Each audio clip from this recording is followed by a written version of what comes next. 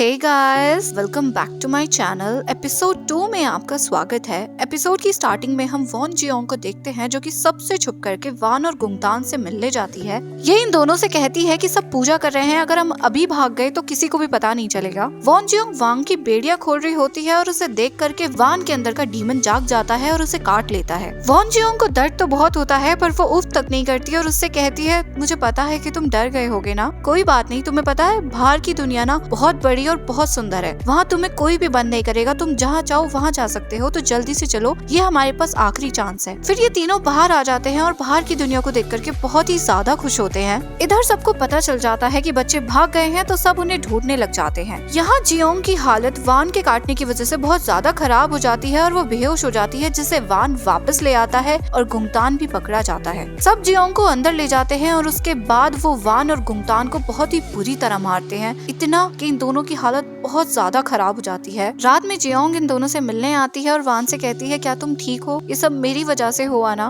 वान बहुत ही बुरी हालत में रेंगता हुआ जियोंग के पास आता है, जिसे देखकर जियोंग बहुत बुरी तरह रोने लगती है और उससे कहती है, प्लीज मुझे माफ कर दो, ये सब मेरी वजह से हुआ। जिस पर वान सर हिलाकर मना कर देता है तो वो कहती है कि मैं यहाँ से जा रही हूँ, बस तुम्हें आखिरी बार गुड बाय बोलने आई हूँ, क्योंकि बैरियर को तोड़ने के लिए मुझे ट्रेन होना पड़ेगा, उसके बाद मैं तुम दोनों को बचा लूंगी, इतने प्लीज तुम दोनों सर्वाइव कर लेना, चाहे जीने की इच्छा हो या ना हो, पर फिर भी तुम सर्वाइव करना, प्रॉमिस करो मुझे। जिस पर वान उससे कहता है, क्या तुम वापस आओगी? तो जियोंग उससे कहती है, चाहे जो हो जाए मैं वापस जरूर आऊंगी और तुम दोनों को बचा लूंगी, इतने प्लीज तुम वेट करना। जिस पर वान भी बहुत बुरी तरह रोने लग जाता है। नेक्स्ट सीन में जोहान बटलर चैंग के घर आ जाता है, जहाँ चैंग पहले तो उसे पहचान नहीं पाते, पर जोहान बताता है कि वो फादर है, तो वो चैंग कहते हैं कि मैं माफी चाहता हूँ, मैंने एक्सपेक्ट नहीं किया था कि एग्जॉसिस्ट कोरियन होगा और इतना यंग होगा। वैसे आप कितने सालों से कोरिया में रह रहे हो? तो जोहान कहता है, तकरीबन 10 साल। मैं जब 10 साल का था तो मैं कोरिया छोड़कर चला गया था, पर सब कुछ पहले जैसा ही है, यहाँ पर कुछ भी नहीं बदला। तो चैंग कहते हैं, आप काफी अच्छी कोरियन बोलते हो। जिस पर जोहान कहता है, वो मुझे के पॉप और के ड्रामा बहुत ज्यादा पसंद है ना, उनसे मुझे काफी हेल्प मिली है। उसके बाद चैंग जोहान के काम की बहुत ज्यादा तारीफ करते हैं कि इतनी कम उम्र में आपने इतना कुछ अचीव कर लिया। जिस पर जोहान कहता है कि मैंने तो कुछ भी नहीं किया जितना आपने किया है, आपने अपनी पूरी लाइफ एक सेवियर को प्रोटेक्ट करने में लगा दी। जिस पर बटलर को सोचकर कहते हैं कि आप कहना क्या चाहते हो? जिस पर जोहान बटलर को फादर कहकर बुलाता है और उससे कहता है कि आप भविष्यवाणी के बारे में तो जानते ही हो ना, भविष्यवाणी के अनुसार जब दुनिया में डेविल्स तबाही मचा रहे होंगे तब एक इकलौती सेवियर दुनिया में आएगी और सबको बचाएगी। और प्रॉब्लम ये है कि इस दुनिया में इविल डीमंस का खतरा फिर से बढ़ता जा रहा है और ये काफी क्लियर है कि जिस सेवियर को आप प्रोटेक्ट कर रहे हैं वो वॉन मीहो ही है। तो बटलर कहते हैं कि तुम करना क्या चाहते हो? जिस पर जोहान कहता है कि मैं उसे प्रोटेक्ट करूंगा और उसे जगाऊंगा। जिस पर बटलर कहते हैं कि ये इतना आसान नहीं होगा।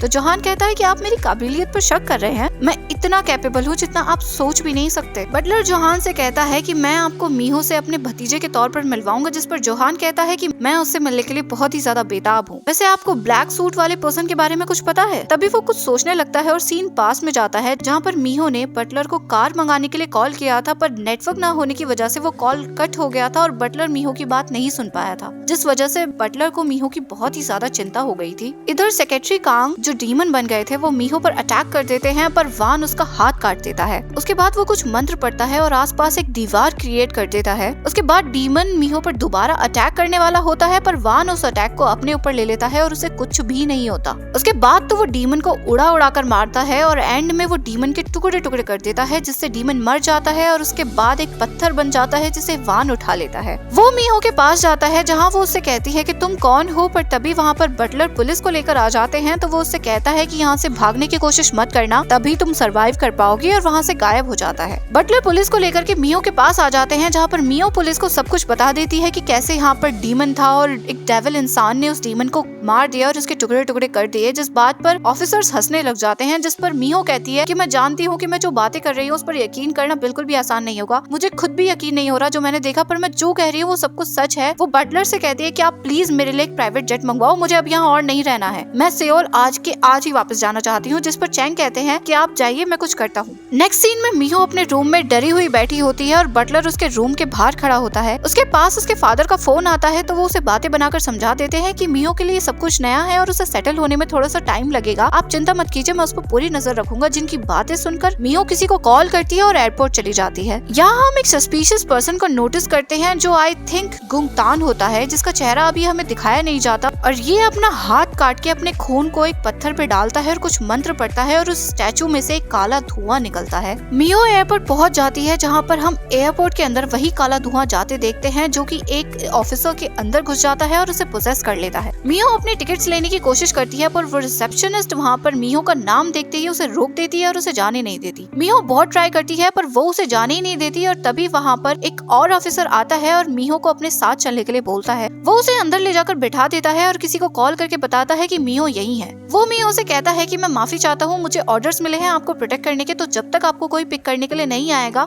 आप यहाँ से कहीं नहीं जा सकती। जिस बात को सुनकर के मियो को बहुत गुस्सा आता है और वहाँ से जाने लगती है, पर वो ऑफिसर उसे जाने नहीं देता और यहाँ पर वो डीमन उसी रूम की तरफ आ रहा होता है। वो ऑफिसर मियो से कहता है कि आप सच में धाइयान ग्रुप की मियो हो, आप कितनी ज्यादा सुंदर हो, क्या मैं आपके साथ एक पिक्चर ले सकता हूँ। जिस बात पर मियो उसे डांट देती है, तभी वो डीमन रूम में एंटर हो जाता है। वो डीमन मियो की तरफ बहुत ही क्रीप वे में बढ़ता है, जिसे ऑफिसर रोकने लगता है तो वो डीमन उस पर अटैक कर देता है, जिसे मियो देख लेती है और मौका देखकर वहाँ से भाग जाती है। वो डीमन उसका पीछा करने लगता है, तो बचने के लिए मियो एक पर्सन की गाड़ी में आ जाती है, जहाँ पर डीमन वहाँ भी आ जाता है और मियो पर अटैक करने लगता है। मियो जैसे तैसे उस गाड़ी को स्टार्ट कर देती है और वहाँ से भाग जाती है, पर वो डीमन तब भी उसका पीछा नहीं छोड़ता और उसकी गाड़ी के ऊपर आ जाता है। मियो बहुत तेज गाड़ी चलाती है ताकि वो डीमन गिर जाए, पर वो डीमन तब भी नहीं गिरता और उस गाड़ी को तोड़ने लग जाता है। जैसे तैसे करके एक बार तो मियो उस डीमन को गिरा देती है, पर वो फिर दोबारा उस गाड़ी पर चढ़ जाता है और बस मियो तक पहुंचने ही वाला होता है, पर मियो को सामने टोल हरिबंक का स्टैचू दिखता है और उसकी गाड़ी का एक्सीडेंट हो जाता है, जिससे वो डीमन बहुत ही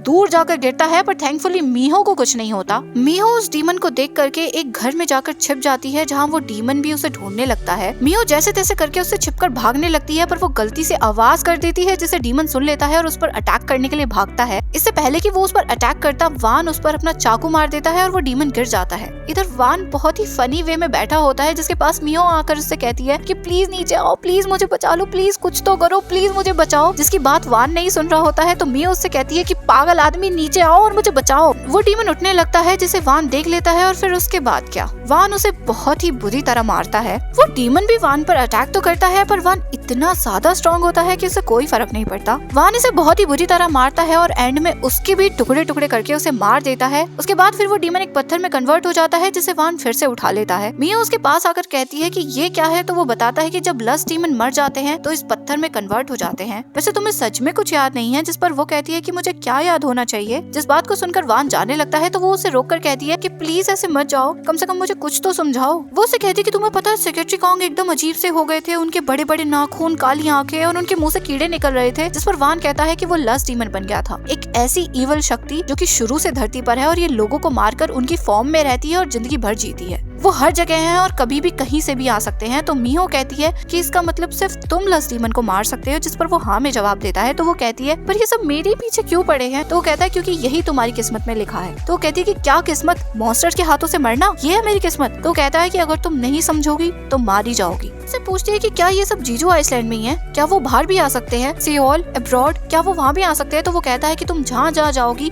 ये तुम्हें फॉलो करेंगे और एंड तक तुम्हारा पीछा करेंगे। और वो किसी भी फॉर्म में आ सकते हैं, ह्यूमंस की फॉर्म में, और बस कैसे भी करके वो तुम्हें मारने की कोशिश करेंगे। तो यही तुम्हारी किस्मत है, तो तुम अपनी किस्मत को ब्लेम करो और अगर उनसे लड़ सकती हो तो लड़ो। ये कहकर वो फिर से गायब हो जाता है। नेक्स्ट डे जोहान डीमंस के पार्ट को टच करके इमेजिन करता है कि वान ने उसको कैसे मारा होगा और इन पार्ट्स को कलेक्ट कर लेता है। उसके बाद हम वान को देखते हैं जो कि उस पत्थर को देख करके उससे कहता है कि मैं विश करता हूँ कि अगर तुम्हें दोबारा जीने का मौका मिले तो तुम नॉर्मल इंसान की तरह जी पाओ। फिर वो बेगजू के पास जाता है जो उससे कहती है कि अगर वो लड़की सच में वॉन जियोंग है तो उस पर वो निशान जरूर होगा। यहाँ हम एक लड़की को नोटिस करते हैं जिसका नाम है यूमजी। इधर बेगजू वान को खाना खिला रही होती है जिसे खाने का वान का बिल्कुल भी मन नहीं होता और वो उसे निकालने लगता है। तभी वहाँ पर यूमजी आकर कहती है कि ये फिर से आ गया फ्री का खाना खाने के लिए, जिससे बेगजू डांट देती है। वान जाने लगता है तो यूमजी उससे रोकर कहती है कि इस बार कुछ पैसे देकर जाओ वरना मैं तुम्हें जाने नहीं दूंगी, जिसे वान एक बार में ही साइड कर देता है। नेक्स्ट सीन में चैंग जियोंग से पूछता है कि इन्वेस्टिगेशन कैसी चल रही है। तो वो कहता है कि हाँ मुझे कुछ सुराग तो मिले हैं पर इतना भी आसान नहीं है। वैसे फादर आप उस ब्लैक कोट मैन के बारे में कुछ जानते हो। जिस पर बटलर कहते हैं कि बहुत टाइम पहले जब मैं जीजू आइसलैंड में पहली बार आया था तब मैंने उसे देखा। जिस बात को सुनकर जोहान की क्यूरियोसिटी बढ़ जाती है और वो उससे कहता है क्या सच में आपने उसे देखा,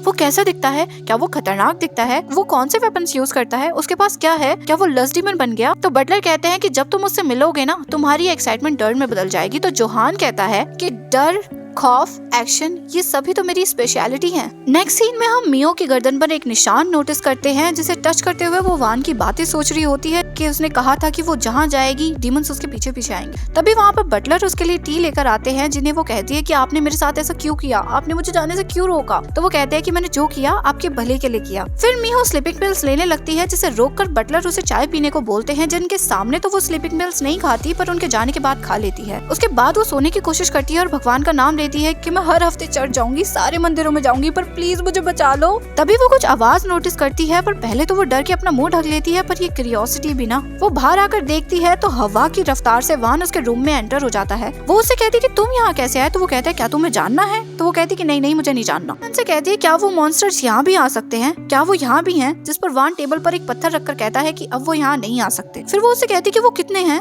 10, 20। जिस पर वान कहता है कि वो इतने हैं कि तुम गिन भी नहीं पाओगी। तो वो कहती है कि मैं क्या करूं। जिस पर वान कहता है कि छुपो, जैसे अब कर रही हो। तो वो कहती है कि तुम चाहते हो कि मैं जिंदगी भर ऐसे छुपी रहूं और कुछ भी ना करूं, ये जीना भी कोई जीना है। तो वो कहता है कि अगर तुम्हें जीना है तो यही करना पड़ेगा। जिस पर वो अपसेट होकर कहती है कि इससे अच्छा तो मैं मर ही जाऊं। मॉम पहले ही मर गई, आंटी मुझे मारना चाहती है और पापा चाहते हैं कि मैं ऐसे जीऊं जैसे मैं मर चुकी हूँ। मेरी लाइफ वैसे ही बहुत ज्यादा बेकार चल रही थी, पर मैं फिर भी जैसे तैसे करके जी रही थी। पर ये तो सही नहीं है ना यार, कि या तो मैं दर्द में जीऊं या मैं दर्द से मर जाऊं। वो रोने लगती है, पर सडनली ही अपना मूड चेंज करके कहती है कि तुम मेरे लिए काम क्यों नहीं करते एज अ सिक्योरिटी गार्ड। जिसका मूड चेंज देख करके वान बहुत शॉक रह जाता है।